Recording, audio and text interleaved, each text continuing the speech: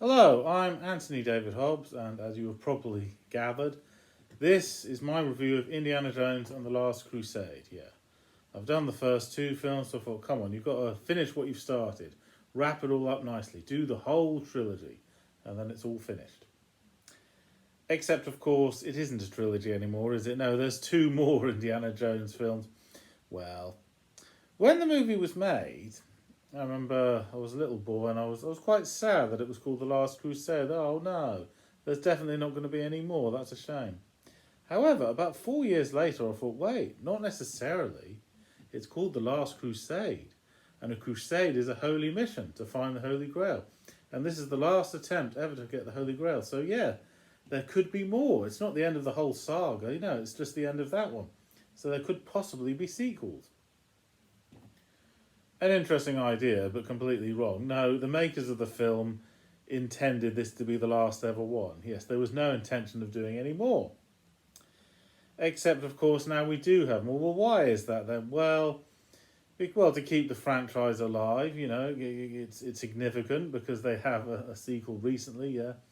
And also because many times, whenever they met the fans, the cast of the film, they said, when are we going to see another Indiana Jones film? Yeah.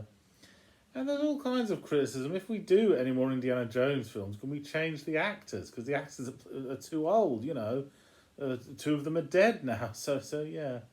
Well, anyway. I'm of the generation that grew up with just 3 Indiana Jones films, yes. Because this was made in 1989, and it wasn't until 2008 until another one. So yes, for a long time we all got used to the idea of there just being 3 films. There was an Indiana Jones Chronicles, sort of like set when Indy was a young man. But no, the idea of making another film, although Harrison Ford himself did make an appearance in an episode of the TV spin-off, yeah. Oh yes, and in the year 1989, this film came out. It was the same year The Karate Kid Part 3 came out, and Star Trek V, The Final Frontier. All of them supposed to be the last ever one. And it's the last year of the 80s. Yeah, this is the last one of this. Yes, folks, your last chance to see this film. There definitely won't be any more. But Karate Kid 3, Star Trek 5, and Last Crusade all had at least one more sequel. So, yeah. Not that that's not necessarily a bad thing, but yeah, sometimes it loses credibility. And the number of times in this film, the theme of everything coming full circle, everything wrapping up because it's supposed to be the last one. Rambo 3 was meant to be the last one. Okay, enough of that. Let's talk about some good things about the story. Well, it starts very well. Yes, the opening sequence, we have what we think is Indiana Jones with the leather jacket and the fedora hat. But then it says, the captain says, Utah, 1912. And I remember at the age of 10, seeing the film, I rented it on video, because yes, it was videos back in the day. I remember thinking, no, that can't be Indiana Jones. He wasn't grown into a man in 1912. There's something not right here. Do the maths, yeah. Then we find out there's a teenager, about 14 or 15, played by River Phoenix. And that's Indiana Jones when he was a teenager in the Boy Scouts, right. And so yes, it's his first great adventure, yeah. The person that inspires him, that has the leather jacket and the hat, that's why he bases his look on that. And the actor, I think he was in Friday the 13th Part 5, but anyway, he has a scar on his face. And then later Indiana Jones has a scar because he has a whip, because a lion is going to attack him. So it's a whip saves his life, so that's why he goes everywhere with a whip, and he falls into a big pit thing full of snakes. That's how he got his fear of snakes. So yes, we find out the origin, and then we see his last adventure. So everything coming full circle from the first adventure to the last great adventure. Except it wasn't the last one, but it was supposed to be the last one when it was made, yeah. And, okay, nitpick time. A bit early, but I'm going to say it. In Raiders of the Lost Ark, so the first Indiana Jones film, okay, Sala and Indy, they find the Lost Ark, the first people to find it in 3,000 years, right? In other words, they are the rightful owners, because they found it first. And when the Nazis steal it off them, well, they want to steal it back. Yeah, we're rooting for them. They found it first, therefore they're the rightful owners. In the opening sequence of Indiana Jones and the Last Crusade, Indy is not the first person to find that ancient crucifix from the 16th century. No, the other people found it, and he steals it off them. No. How can we be rooting for him? He's not the first person to ever find it. What right does he have to take it like that? Well, he says, it belongs in a museum, that gives me the right. Well, I'm sorry, how come in The Lost Ark we're rooting for the ones that found it first, yeah. But then maybe that's kind of the point of the story. There's some dispute as to who owns something. Should an artifact go in a museum or should it be sold on the illegal market, Well, whoever owns the artifact, will they put it to good use? Would you trust Nazis with an ancient artifact that had mystical powers? No, of course you wouldn't. No. Well, that issue comes later. But before that, Indiana Jones teaching in university again. And then he sees, it's good we've got Marcus Brody and Sala back in because they were in the first film. So yes, everything's coming full circle. And he's been looking for that crucifix all his life, or most of his life, yeah. And yes, the theme of looking for something all your life, yeah. Dr. Henry Jones, his father, has been looking for the Holy Grail for an even longer time, for 40 years, yeah. Or you could say the whole of mankind has been looking for it, yeah. That's the most precious object in the whole world, yeah. And Temple of Doom got some criticism for being a bit too scary for kids. I mean, it was a PG, but because it was so scary, they had to change the rating to PG-13 or 12A. And so in The Last Crusade, they toned down the horror elements of it, made it a bit less scary. There's lots of action in the first indie film. The action in Temple of Doom is even more over the top. But it's not more over the top in this one. No, they toned it down to make it like the style of the first one, yeah. Which is good, because if the action was too over the top, that would be overkill, yeah. And, okay, spoiler alert here. It did shock me that Dr. Elsa Schneider was a bad guy. She was a Nazi, yeah. Because she would have made a good girlfriend, a really good companion. She's an archaeologist like Indy, but no, she turned evil. Why did she turn evil? Well, the same excuse that Belloc used, yes. The Nazis are necessary evils. I must have their resources, to find the Holy Grail. No, you don't. No, you don't. No. Indy has no help from Nazis, and he finds ancient artifacts okay, yeah. So when Indy went to Berlin to get the Grail diary back, he could have said to Elsa, forget about the Nazis, come with me, we'll find the Grail without them.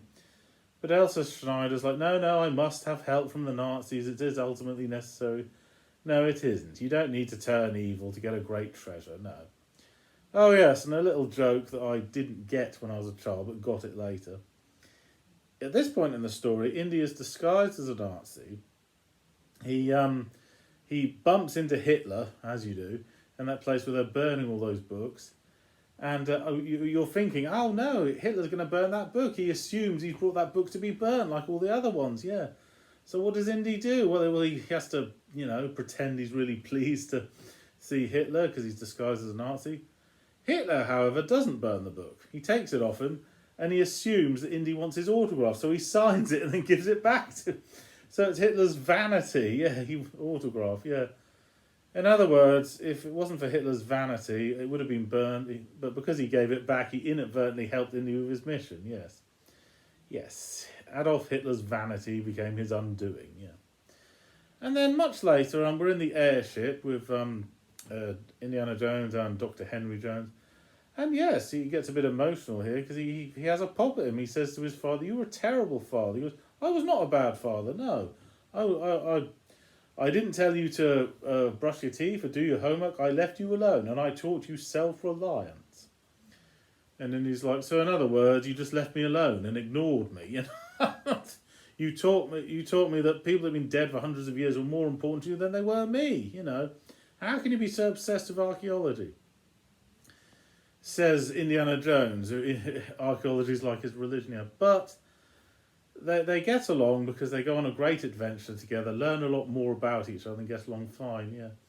And people are mesmerised by Indiana Jones, the greatest action hero ever. Henry Jones is not mesmerised by him, well, of course not, because he's his son, he's known him since he was a baby, yeah. The son looks up to the father, but not the other way round. The father doesn't look up to the son, and he tells him off, don't blaspheme, and don't make, don't be happy-go-lucky being shot at. No, being shot at is a terrible thing, yeah. Gives him little moral lectures the way a parent does, yeah. But it works, yeah. Henry Jones makes a great companion. And because he's more learned, he knows more stuff about the Holy Grail. So, yes, he's like his guide, yeah. And, yes, there's... Okay, another nitpick here. It is a great movie, don't get me wrong, but George Lucas had a falling out with his father, then got along fine. In Return of the Jedi, supposed to be the last Star Wars film, the hero has a falling out with his father, but then put differences aside, get along fine. In Back to the Future, father and son don't get along, put differences aside, and get along fine. In The Last Crusade, father and son don't get along, then put differences aside and get along fine. No, stop, enough. Stop doing that same story over and over again. It is a good moral message. Yes, you should make the effort to get along with your relatives, but no, doing the same idea again and again and again, that's a bit much, yeah. And yes, it does little action sequences and great exotic locations and everything, yeah. Okay, another little nitpick. When they finally find the place, the temple that's built in part of a mountain, it's supposed to be this place that no one's ever been to before. I recognised it. That's the place they used in Sinbad and the Eye of the Tigers. Okay, well, details. And there's a bit where, when Indiana Jones loses his hat, when he's just about to go over that cliff on that tank, and like, no, Indiana Jones never loses his hat. Oh no, he might die, yeah, because this might be the last one, yeah. He metaphorically dies and gets his hat back, yeah, okay. And then finally, there's lots of false grails. You have to pick the right one, yeah. And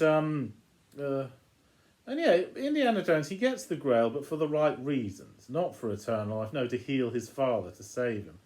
But then when the grail goes past the Great Seal, yeah, this big earthquake happens, yeah. In other words, if you do find the Holy Grail, you have to stay in that temple forever. You can never take it past the Grail. You have to stay there forever and be the guardian. Well, what kind of life is that? So you have to give up your freedom? No. So in other words, the big issue here is, would you rather be mortal and have your freedom, or be immortal and have your freedom taken away? Well, that's no good, is it? No. So I think Indy made the right choice. Yes, freedom's more important. But Henry Jones gets to hold the grail in his hand just for a short time, been looking for this, yeah, and he is illuminated. And it ends beautifully with the four main heroes off in the sunset. Okay, well, it was supposed to be the last one for a long time. And yes, it is a classic and one of the better Indiana Jones films, so I'd highly recommend it. Okay, thank you for watching. I'm Anthony Hobbs, and I'm never bored.